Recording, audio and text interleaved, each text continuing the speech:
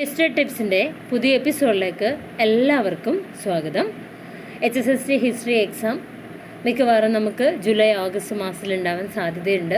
ഇപ്പോൾ ഏതൊരു എക്സാമിന് വിളിച്ചു കഴിഞ്ഞാലും 6 മാസം കൊണ്ട് എക്സാം നടക്കുന്നുണ്ട്. അതുകൊണ്ട് തന്നെ നമ്മുടെ BA ഹിസ്റ്ററിയുടെ ടെക്സ്റ്റ് ബുക്ക് ഒഴിച്ചുകൂടാൻ പറ്റാത്തതാണ്.